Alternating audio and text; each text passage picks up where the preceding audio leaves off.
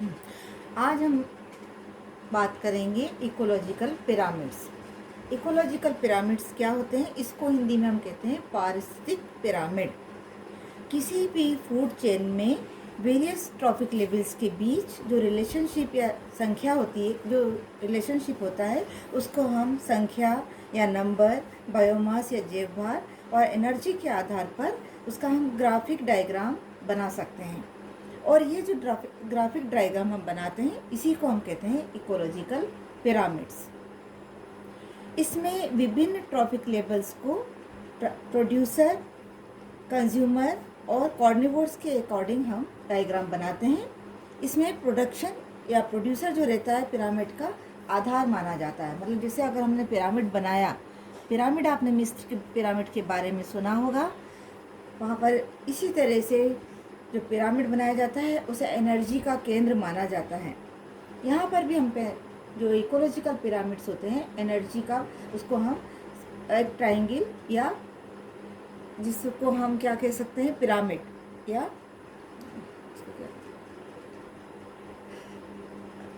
हाँ, तो इसका हम ग्राफिक डायग्राम बना सकते हैं, जिसको हम नंबर, बायोमास, एनर्जी अलग अलग आधार मानकर हम बनाते हैं।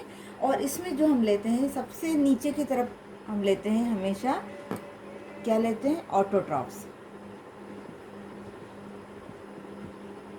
ऑटोट्रॉफ्स कौन है? अभी मैंने कल के लेक्चर में आपको बताया था कि पौधे जो भोजन का उत्पादन कर सकते हैं या भोजन का निर्माण कर सकते हैं, वो सब ऑटोट्रॉफ्स में आते हैं। तो उसको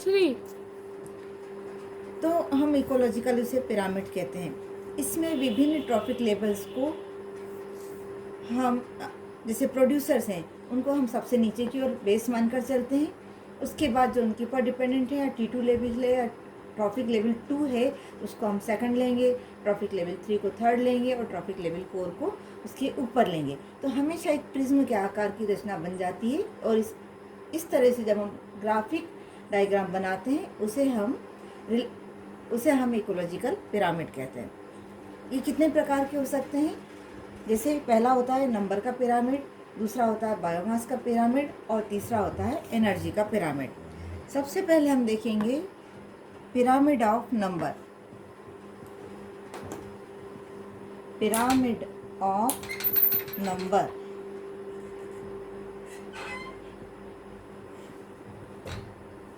पिरामिड ऑफ नंबर में इसके द्वारा जो सक्सेसिव ट्रॉफिक लेवल होते हैं, उसके ऊपर उत्पादक कितने हैं, उसके बाद उनके ऊपर निर्भर प्राणी कितने हैं, उसके ऊपर उनके मांसाहारी प्राणी कितने हैं, उन सब के बीच में जो संबंध होता है, उसको हम एक ग्राफिक डायग्राम के द्वारा बताते हैं।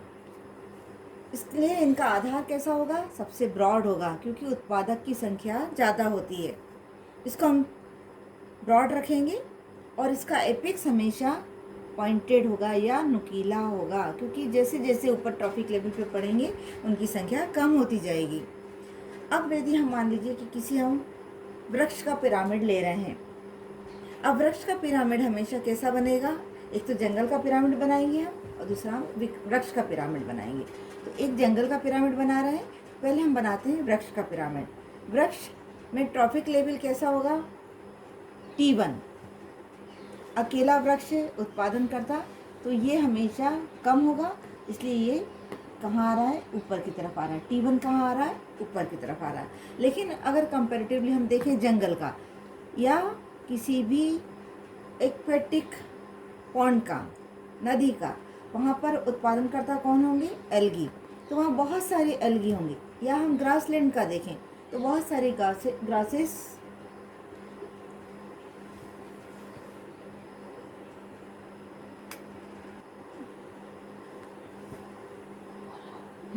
तो यहाँ हम 3 पिरामिड बना रहे हैं। पहला वाला हम ले रहे हैं जहाँ पर ग्रासलैंड है, जहाँ पर ग्रासेस क्या है? Primary producers. तो ये ग्रासलैंड का समझ लीजिए, ग्रासलैंड। दूसरा हम बना रहे हैं ट्री का, और तीसरा हम बना रहे हैं एक्वेटिक, कोई भी बॉडी हो, जैसे कि तालाब है या नदी है, जहाँ पर भी एक्वेटिक बॉडी कोई सी भी हम ले सकते हैं।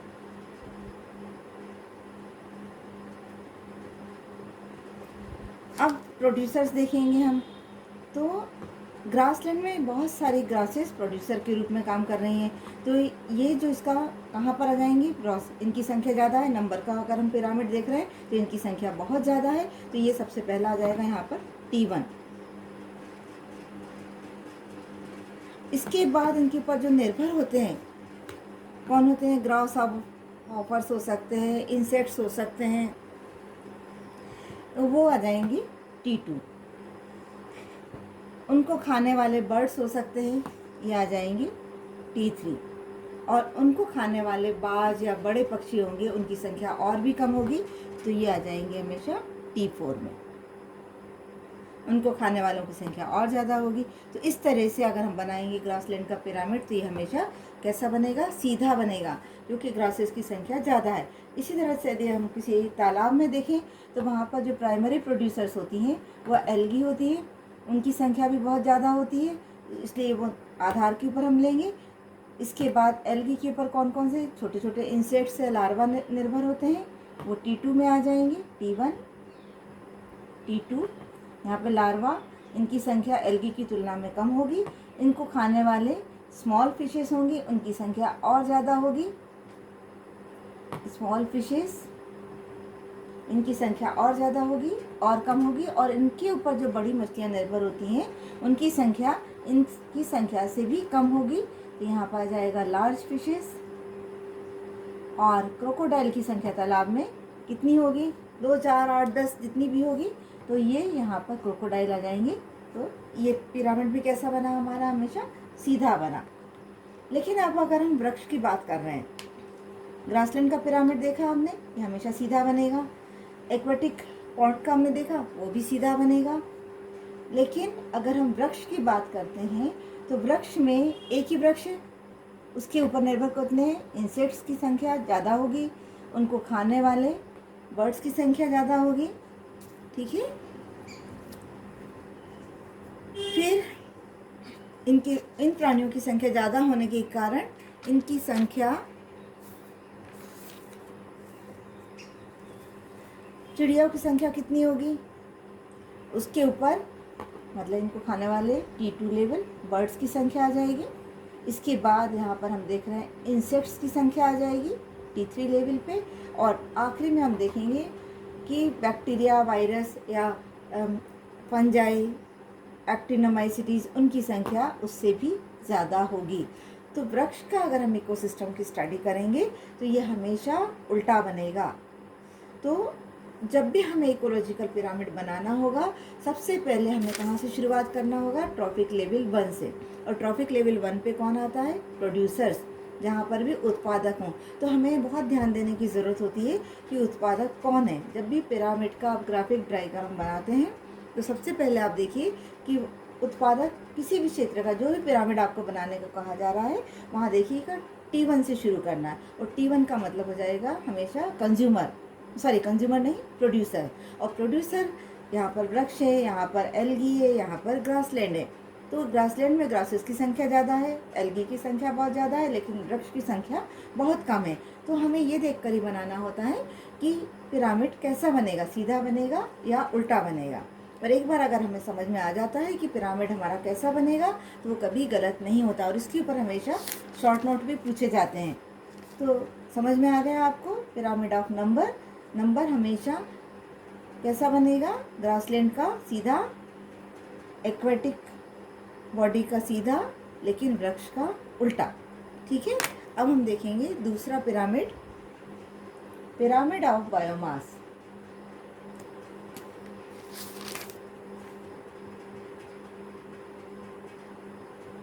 पिरामिड ऑफ बायोमास, उसका जैव भार का पिरामिड, यह अपेक्षाकृत अधिक फंडामेंटल होता है। यह स्टैंडिंग क्रॉप्स के संख्यात्मक संबंधों को बताता है। किसी भी ट्रॉपिकल फॉरेस्ट में या ग्रासलैंड के लिए पिरामिड ऑफ बायोमास हमेशा अपराइट या सीधा होगा। प्रोड्यूसर्स के टॉप कॉर्निवोर्स तक के जीवों का बायोमास कम होता चला जाता है, इसलिए ये हमेशा ज़्यादातर सीधा बनता है। भार के आधार पर अगर हम इसे बनाएं तो मान लीजिए कि यदि हमें इस upright pyramid of biomass in A tropical forest, पहले हम किसी जंगल में बनाते हैं। यहाँ आपने देखा था कि ट्री का कैसा हो रहा था, डाउनवर्ड हो रहा था या उल्टा हो रहा था, लेकिन ये हमेशा जब हम वृक्ष के ऊपर देखेंगे बायोमास का पिरामिड, तो ये हमेशा सीधा बनेगा। क्यों बनेगा सीधा? वृक्ष का भार उसके ऊपर निर्भर होने वाले पक्षियों से, पक्षियों के ऊपर निर्भर होने वाले इंसेक्ट्स से, या इंसेक्ट्स के ऊपर निर्भर रहने वाले माइक्रो ऑर्गेनिजम्स से उनका वज़न हमेशा ज़्यादा होगा, और इसीलिए ये T1 हम नीचे लेंगे। ये हो गए प्लांट, ट्री। किसी भी हम जंगल की बात कर रहे हैं या कोई भी वृक्ष की बात कर रहे हैं, तो ये T1 हमेशा नीचे बेस लाइन में आएगा, ट्रॉपिक लेवल। इसके ऊपर निर्भर कौन होंगे? बर्ड्स होंगे, इसे हम T2 कहेंगे। बर्ड्स को खाने वाले इंसेक्ट्स रहेंगे, इन्हें हम T3 कहेंगे। और इंसेक्ट्स के ऊपर छोटे छोटे जो माइक्रो ऑर्गेनिजम्स हैं वो निर्भर रहते हैं, तो उन्हें हम कहेंगे T4। तो हमेशा कंफ्यूज मत होइए, पिरामिड ऑफ नंबर और पिरामिड ऑफ बायोमास में अंतर होता है। नंबर में हम केवल और केवल संख्या देखते हैं, और बायोमास में हम वजन या भार देखते हैं, उसका जैव भार कितना है। तो ये हमने देखा, अपराइट बनेगा हमेशा pyramid of biomass in A tropical forest. लेकिन बायोमास का ही पिरामिड जब हम किसी पॉन्ड में देखेंगे तो कैसा बनेगा? ये उल्टा बनेगा। क्यों बनेगा उल्टा? यहाँ पर जो एल्गी हैं जो कि भोजन बनाने का काम कर रही हैं, सॉरी इसको उल्टा बनाइए, उनका वजन कितना होगा?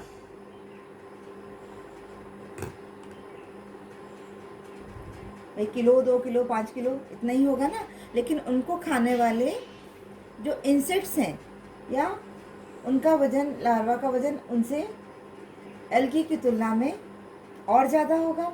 फिर उनके ऊपर छोटी मछलियाँ निर्भर होंगी, है ना। ये हो गया T1, ये हो गया T2, देन T3 और T4, देन T5। T क्या है? ट्रॉपिक लेवल है। तो यहाँ पर हम देख रहे हैं एल्गी है, एल्गी हो सकता है, डायटम्स हो सकता है। वो उनकी संख्या, अगर हम उनका बायोमास भी लेंगे, उनका वजन भी लेंगे, तो भी वो वजन उनके ऊपर जो निर्भर बहुत सारे छोटे लार्वा और इंसेक्ट्स होते हैं उनके वजन से कम होगा। इसलिए उसे हम ये इंसेक्ट्स एंड लार्वा, इनका वजन ज़्यादा होगा। फिर इनके ऊपर स्मॉल फिशेस आ जाएंगी, इनका वजन इनसे भी ज़्यादा होगा। देन लार्ज फिशेस आ जाएंगी, इनका वजन और ज़्यादा होगा। और क्रोकोडाइल का वजन तो इन सबसे ज़्यादा होगा। तो इसका किसी भी पॉन्ड के अंदर जो बायोमास का पिरामिड होगा वो हमेशा कैसा होगा? इन्वर्टेड होगा, ठीक है। अपराइट नहीं होगा और इन्वर्टेड होगा। अपराइट हमने कहाँ देखा? ट्री के ऊपर देखा। तो ये हमेशा बदलता रहता है, और हमें जब भी पिरामिड की हम स्टडी करते हैं तो हमें ये देखना पड़ता है कि वो हम किसके संदर्भ में बना रहे हैं, वहाँ पर प्रोड्यूसर कौन है। प्रोड्यूसर की हम संख्या देख रहे हैं या हम प्रोड्यूसर का बायोमास देख रहे हैं, ठीक है।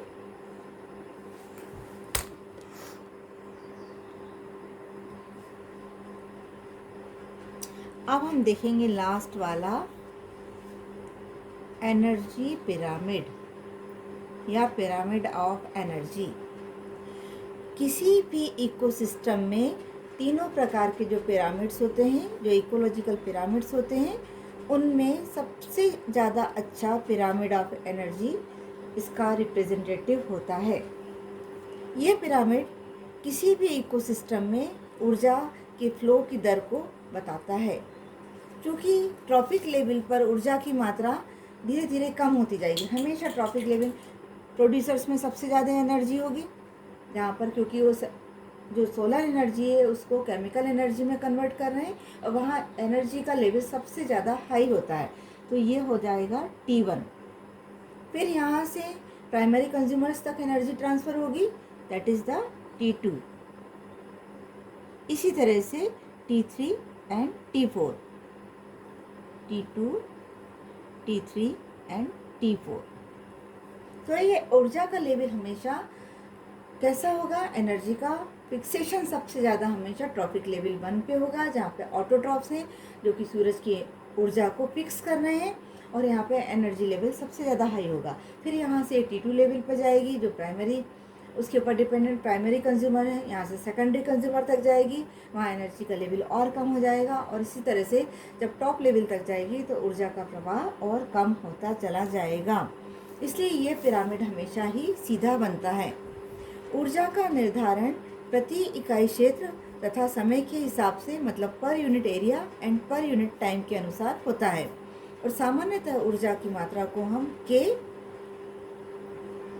कांस्टेंट होता है, K कैलोरी पर मीटर स्क्वायर, इसके पर ईयर के द्वारा नापते हैं। प्रोड्यूसर्स में हम हमेशा ऊर्जा सबसे ज़्यादा संचित होती है जो कि सूर्य के प्रकाश से प्राप्त होती है, और एनर्जी फ्लो के साथ ही हीट के रूप में इसका थोड़ा बहुत जो हानि होती है वो ऊर्जा के रूप का वहाँ पे हानि होती है। अतः अंतिम शिखर पर स्थित पोषक स्तर ट्रॉपिक लेवल के लिए ऊर्जा या एनर्जी वैल्यू हमेशा न्यूनतम होता है, और ये पिरामिड हमेशा सीधे बनते हैं। ठीक है, तो ये हुआ हमारे इकोलॉजिकल पिरामिड्स। 3 प्रकार के हुए, पहला नंबर का देखा, दूसरा बायोमास का देखा, तीसरा हमने एनर्जी का देखा। और यहाँ पर हमने तीनों में देखा कि दोनों में तो नंबर में और बायोमास में अपराइट भी हो सकते हैं और डाउनवर्ड भी हो सकते हैं, मतलब उल्टा भी हो सकता है, सीधा भी हो सकता है। लेकिन एनर्जी का पिरामिड हमेशा सीधा बनेगा या अपराइट बनेगा। ओके।